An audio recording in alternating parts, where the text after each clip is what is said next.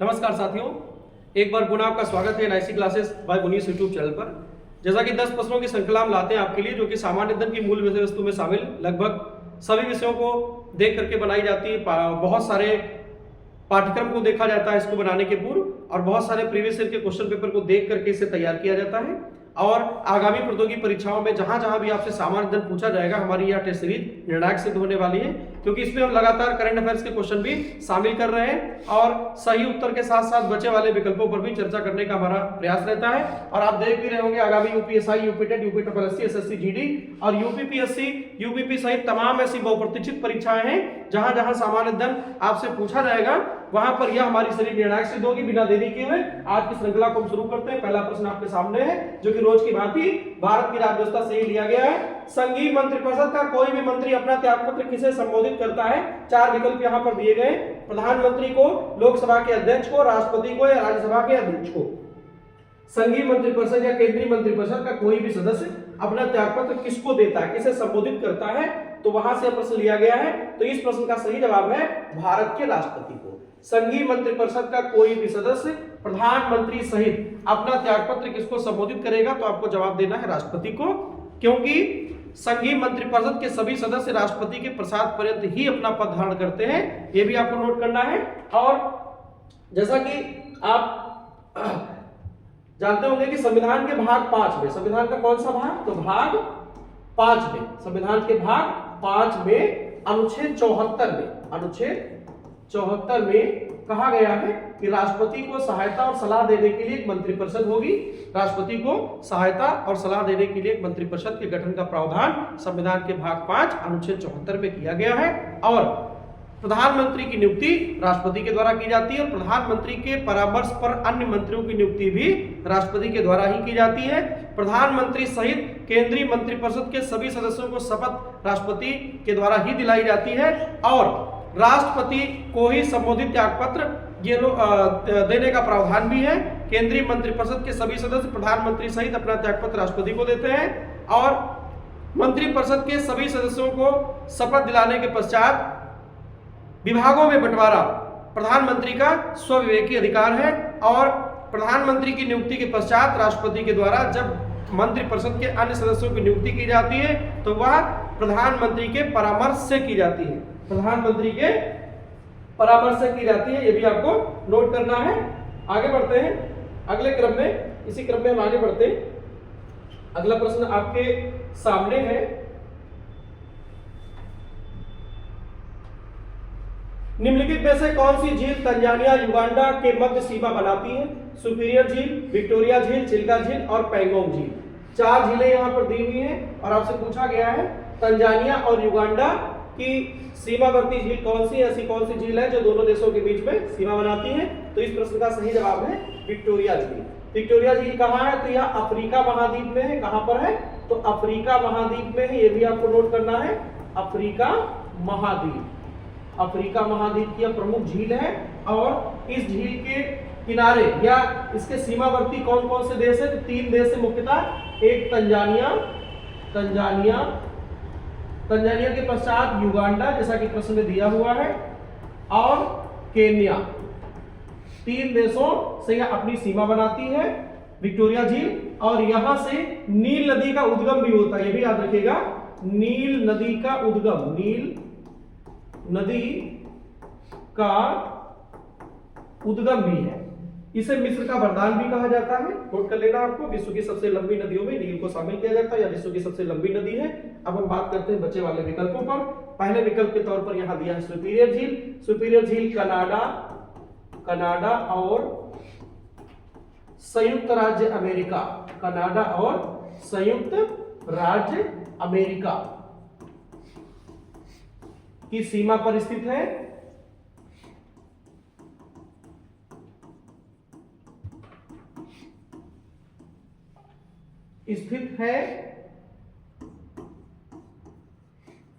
और यह विश्व की सबसे बड़ी मीठे पानी की झील है। यह भी नोट करना है, यह जो विक्टोरिया झील है विश्व की मीठे पानी की सबसे बड़ी झील है। विश्व की मीठे पानी की या ताजे पानी की सबसे बड़ी झील है।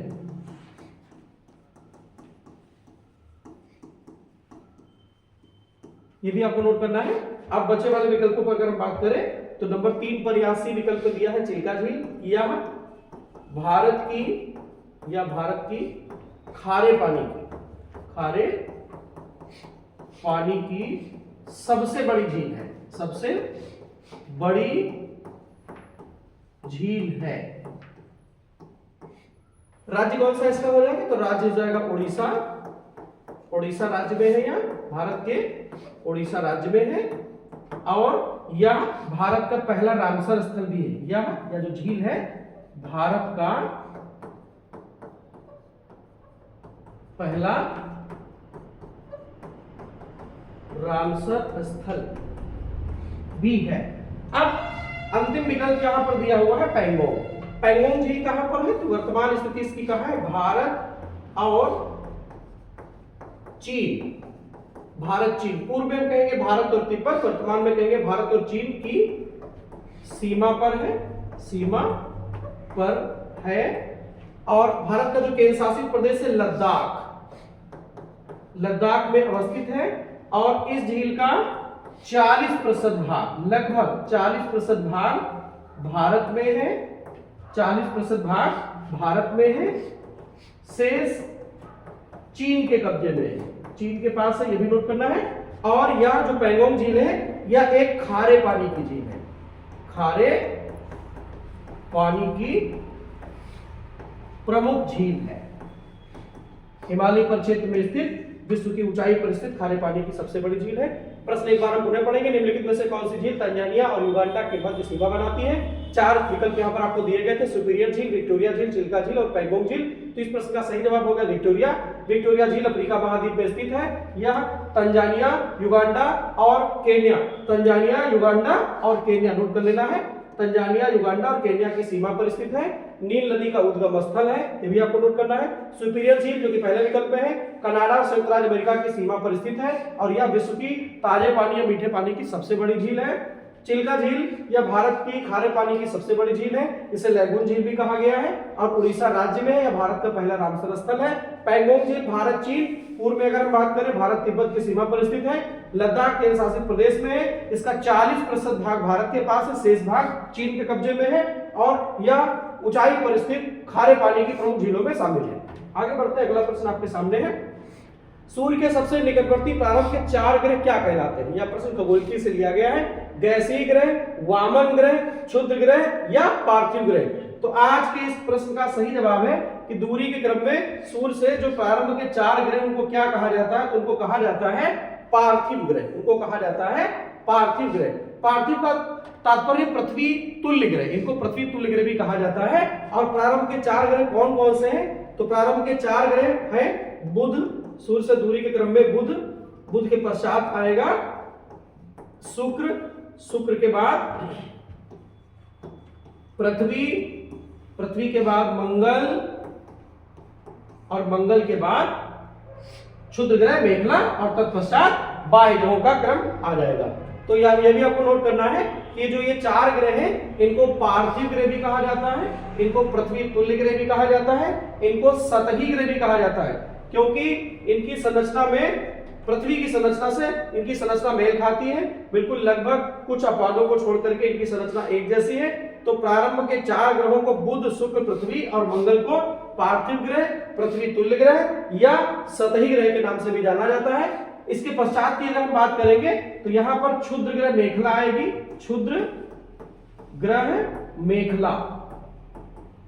मेखला आएगी, और इसके बाद जो ग्रह होगा गुरु या बृहस्पति, और बृहस्पति के बाद शनि, और शनि के बाद अरुण, और अरुण के बाद अंतिम ग्रह सौरमंडल में वरुण, जो कि 2006 के पश्चात की स्थिति है। 2006 के पूर्व सौरमंडल में अंतरराष्ट्रीय खगोल संघ के द्वारा 9 ग्रहों को मान्यता दी गई थी। अगस्त 2006 के पश्चात अंतरराष्ट्रीय खगोलकी संघ के द्वारा सौरमंडल में 8 ग्रहों को मान्यता दी गई। 8वां का क्रम यहाँ पे लिखा हुआ है। सूर्य से दूरी के क्रम में पहला ग्रह बुध है, दूसरा शुक्र है, तीसरा पृथ्वी है, चौथा मंगल है, मध्य में क्षुद्र ग्रह मेघला है, गुरु है, शनि है, अरुण है और वरुण है। तो अंतिम ग्रह हो जाएगा वरुण और पहला ग्रह हो जाएगा बुध।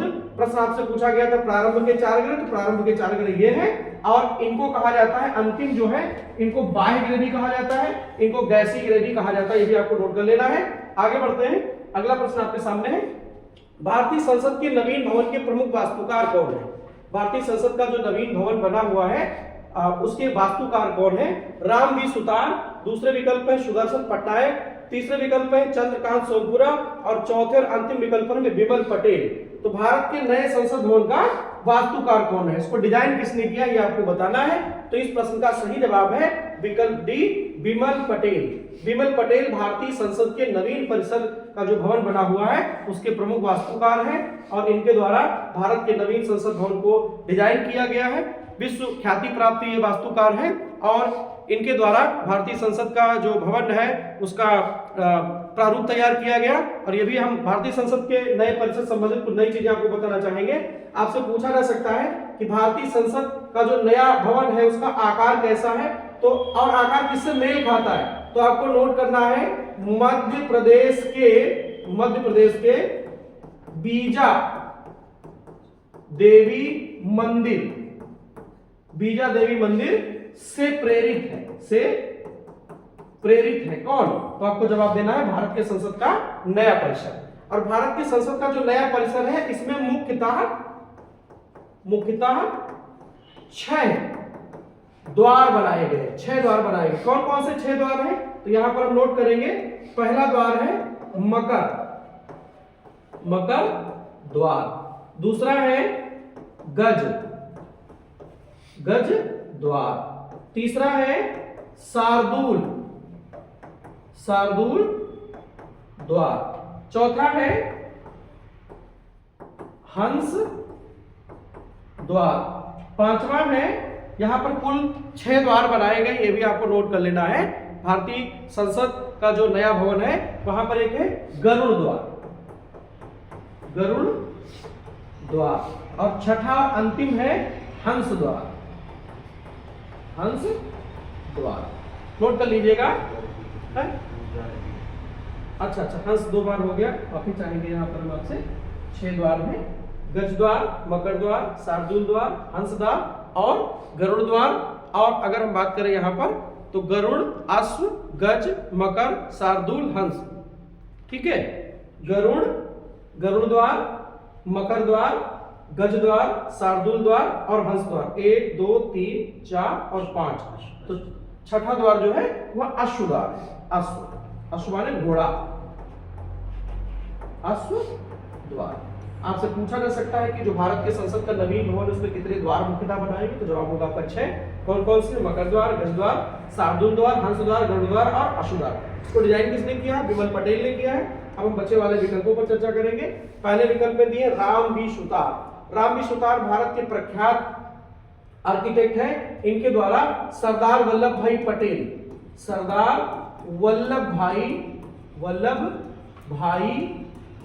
पटेल की प्रतिमा जो गुजरात में है, जिसको कहा जाता है स्टैचू ऑफ यूनिटी के डिजाइन करता है राम बी सुतार।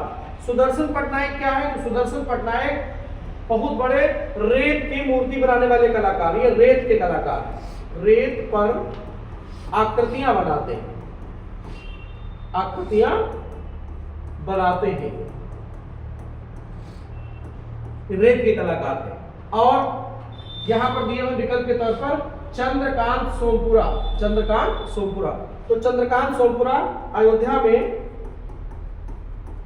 में स्थित श्री राम जन्मभूमि तीर्थ क्षेत्र में स्थित भगवान राम का जो मंदिर है अयोध्या में स्थित श्री राम का मंदिर, ये उसके वास्तुकार है। ठीक है, प्रश्न एक बार हम पुनः पढ़ेंगे। भारतीय संसद के नवीन भवन के प्रमुख वास्तुकार कौन है? 4 विकल्प आपको दिए गए थे, राम बी सुतार, सुदर्शन पटनायक, चंद्रकांत सोमपुरा, बिमल पटेल। तो इस प्रश्न का सही जवाब हो गया बिमल पटेल। बीजापुर देवी मंदिर मध्य प्रदेश है, वहां से भारत के संसद भवन का जो डिजाइन है वो लिया गया, उससे प्रेरित है। 6 द्वार यहाँ पर है, मकर द्वार, गज द्वार, शार्दूल द्वार, हंस द्वार, गरुड़ द्वार और अश्व द्वार। और सुदर्शन पटनायक रेत पर आकृतियां बनाते हैं, बहुत बड़े कलाकार हैं, पद्म पुरस्कार विजेता है, ये भी आपको नोट करना है। चंद्रकांत सोमपुरा अयोध्या में स्थित श्री राम जन्मभूमि तीर्थ क्षेत्र में जो मंदिर बना हुआ है उसके वास्तुकार है। और राम की सुतार विश्व की सबसे ऊंची प्रतिमा सरदार वल्लभ भाई पटेल की है, जिसे हम लोग स्टैचू ऑफ यूनिटी के नाम से जानते हैं, जिसकी ऊंचाई, मूर्ति की ऊंचाई 182 मीटर है और धरातल से जिसकी ऊंचाई 240 मीटर। उसके वास्तुकार कौन है? राम भी सुतार है। आगे बढ़ते हैं, अगला प्रश्न आपके सामने है, भारत के निम्नलिखित राज्यों में से कहां पर सर्वाधिक आर्द्र भूमि का क्षेत्रफल पाया जाता है? चार विकल्प यहां पर आपको दिए गए, मेघालय, उत्तर प्रदेश, गुजरात और तमिलनाडु। तो इस प्रश्न का सही जवाब है कि भारत में सबसे अधिक आर्द्र भूमि गुजरात में पाई जाती है। ये भी याद रखिएगा, भारत में सबसे अधिक आर्द्र भूमि गुजरात में पाई जाती है, जो भारत की कुल आर्द्र भूमि का लगभग 21.9%। कितना? 21.9%। पूरे भारत में जितनी भी आर्द्र भूमि पाई जाती है उसका अकेले 21.9% भाग गुजरात में पाया जाता है, नोट कर लेना है। और बचे वाले विकल्पों पर हम चर्चा करेंगे। भारत और विश्व में सबसे अधिक बरसात कहां पर होती है? तो आपको जवाब देना है भारत के पूर्वोत्तर राज्य मेघालय में। यहां पर मासिन राम की नाम की जगह है, वहां पर सबसे ज्यादा बरसात रिकॉर्ड की जाती है। उत्तर प्रदेश भारत का आबादी के हिसाब से सबसे बड़ा प्रदेश है, यह भी आपको नोट करना है।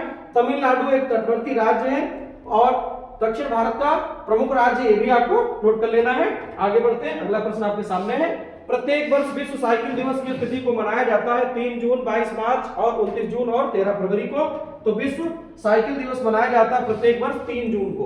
3 जून को मनाया जाता है विश्व अब कीजिएगा साइकिल दिवस। साइकिल दिवस नोट कर लेना है आपको। अब बचे वाले विकल्पों पर हम चर्चा करेंगे। 22 मार्च को मनाया जाता है विश्व जल दिवस, विश्व जल संरक्षण दिवस, जल दिवस। आगे बढ़ते हैं, 29 जून को क्या मनाया जाता है? 29 जून को मनाया जाता है राष्ट्रीय सांख्यिकी दिवस, राष्ट्रीय सांख्यिकी दिवस या भारत के महान सांख्यिकीविद पीसी महालनोबिस या प्रशांत चंद्र महालनोबिस की जयंती। अगला विकल्प यहां पर दिया है 13 फरवरी। 13 फरवरी को ऐसा क्या मनाया जाता है जहां से प्रश्न बनने की संभावना है? तो 13 फरवरी को मनाया जाता है राष्ट्रीय महिला दिवस, राष्ट्रीय महिला दिवस। या किस उपलक्ष्य में मनाया जाता है यह दिवस? तो नोट कर लेना आपको, सरोजिनी नायडू की जयंती, सरोजिनी नायडू की जयंती के उपलक्ष्य में 13 फरवरी को राष्ट्रीय महिला दिवस मनाया जाता है। और अंतरराष्ट्रीय महिला दिवस कब मनाया जाता है कमेंट में आप हमें बताइएगा। आगे बढ़ते हैं, ऑस्कर पुरस्कारों के लिए नामांकित होने वाली पहली भारतीय फिल्म कौन है? यह प्रश्न आर्ट कल्चर से लिया गया है। ऑस्कर पुरस्कार सिनेमा के क्षेत्र के विश्व के सबसे बड़े पुरस्कारों में से एक है और इसके लिए नामित होने वाली भारत की पहली फिल्म कौन है, यह आपको बताना है। चार विकल्प यहां पर आपको दिए गए हैं, मदर इंडिया, सलाम बॉम्बे और लगान और शोले। मदर इंडिया, सलाम बॉम्बे, लगान और शोले, चार फिल्मों के नाम यहां पर दिया। आपको बताना है कि ऑस्कर के लिए नामित होने वाली पहली फिल्म कौन है। तो इस प्रश्न का सही जवाब है mother India. Mother India Bharat की ऐसी पहली फिल्म है जिसे 1957 में, याद रखिएगा 1957 ईस्वी में नामित किया गया था। 1957 ईस्वी में इसे नामित किया गया था। बहुत चर्चित फिल्म है, यह भी नोट कर लेना है। और एक प्रश्न आपसे पूछा भी जा सकता है कि कला के क्षेत्र में योगदान देने के लिए या कला के क्षेत्र से बॉलीवुड की किस अभिनेत्री को सबसे पहले राज्यसभा का सदस्य नामित किया गया था? तो इस फिल्म में मुख्य अभिनय किया गया है नरगिस दत्त के द्वारा। तो नरगिस दत्त ऐसी पहली अभिनेत्री है जिन्होंने इस फिल्म में नायिका के रूप में कार्य भी किया हुआ है और उनको राष्ट्रपति के द्वारा जो 12 सदस्य राज्यसभा में नामित किए जाते हैं संविधान के भाग 5 के अनुच्छेद 80(1) के तहत कला, विज्ञान, साहित्य, समाज सेवा, तो कला के क्षेत्र में उत्कृष्ट योगदान देने के लिए उन्हें राज्यसभा में नामित भी किया गया। प्रश्न पूर्व की परीक्षाओं में पूछा जा चुका है। अब दूसरी जो फिल्म है यह भी नामित हुई है 1988 में, सलाम बॉम्बे। सलाम बॉम्बे कब नामित हुई है? तो 1988 में, याद रखिएगा यह मूवी 1988 ईस्वी में नामित हुई है सलाम बॉम्बे। लगान कब नामित हुई है? तो लगान मूवी नामित हुई है, जो लगान फिल्म है यह इसके मुख्य अभिनेता आमिर खान थे और वर्ष 2001 में। कब नामित हुई है? तो वर्ष 2001 में। तो आज का जो प्रश्न था उसका सही जवाब क्या है? Mother India. और जो बचे वाले हमारे दो विकल्प हैं, सलाम बॉम्बे 1988 में ऑस्कर के लिए नामित होती है, लगान 2001 में नामित होती है और भारत की सबसे बहुचर्चित हिंदी सिनेमा की मूवी शोले है। ठीक है। आगे बढ़ते हैं, अगला प्रश्न आपके सामने है। वर्ष 2026 को किस अंतरराष्ट्रीय संगठन ने महिला किसान का अंतरराष्ट्रीय वर्ष घोषित किया है? महिला सशक्तिकरण को बढ़ावा देने के लिए, लैंगिक अंतराल को कम करने के लिए, खेती किसानी में महिलाओं की भागीदारी को सुनिश्चित करने के लिए, उनको उचित पारिश्रमिक देने के लिए, उनकी जवाबदेही तय करने के लिए, उनको जागरूक करने के लिए, उनको सशक्त बनाने के लिए संयुक्त राष्ट्र संघ के द्वारा वर्ष 2026 को अंतरराष्ट्रीय संगठन ने महिला किसान का अंतरराष्ट्रीय वर्ष घोषित किया है। ये भी आपको नोट कर लेना है। आगे बढ़ते हैं, बचे वाले विकल्पों पर भी चर्चा करना चाहेंगे। सार्क दक्षिण एशियाई क्षेत्रीय सहयोग संगठन है, इसका गठन 1985 में किया गया। नाटो यह दुनिया का सबसे चर्चित, वर्तमान से लेकर के पूर्व में भी बहुत चर्चा में रहा है, इसका गठन 1949 में हुआ था। यह भी आपको नोट करना, यह एक सैन्य संगठन है और विश्व व्यापार संगठन या व्यापारिक संगठन की भागीदारी निभा रहा है। विश्व का सबसे बड़ा व्यापारिक संगठन है। इसकी स्थापना 1 जनवरी 1995 को की गई थी। आगे बढ़ते हैं, अगला प्रश्न है, संन्यास की घोषणा करने वाले भारतीय खिलाड़ी रोहन बोपन्ना किस खेल से जुड़े हुए हैं? अभी हाल के दिनों में रोहन बोपन्ना ने अपने पेशेवर खेलों से, जो पेशेवर उनका खेल था जिसमें वो पारंगत थे, उससे संन्यास लेने की घोषणा की है। तो वह किस खेल से संबंधित थे? टेनिस, क्रिकेट, बैडमिंटन, मुक्केबाजी। तो इस प्रश्न का सही जवाब है रोहन बोपन्ना टेनिस के प्लेयर हैं और इन्होंने नवंबर 2025 में अपने पेशेवर टेनिस खेलों से संन्यास लेने की घोषणा की है। आगे बढ़ते हैं, आज की श्रृंखला का हमारा अंतिम प्रश्न है यह, निम्नलिखित में से किस राज्य सरकार ने आधिकारिक तौर पर कुष्ठ रोग को असूचित बीमारी घोषित किया है? उत्तराखंड, महाराष्ट्र, गुजरात और पंजाब। तो इस प्रश्न का सही जवाब है कि हाल के दिनों में महाराष्ट्र की सरकार ने कुष्ठ रोग को आधिकारिक तौर पर अधिसूचित बीमारी घोषित किया है। इसकी सूचना तत्काल प्रभाव से दी जाए, इसकी बहुत ज्यादा ट्रैकिंग की जाए, समय रहते उपचार लोगों को दिया जाए, जो भ्रांतियां फैली उनको दूर किया जाए। महाराष्ट्र के साथ साथ असम भी भारत का ऐसा राज्य है जिसने इस बीमारी को अधिसूचित घोषित किया हुआ है। आप हमें कमेंट के माध्यम से अपने सुझाव जरूर दीजिएगा। धन्यवाद।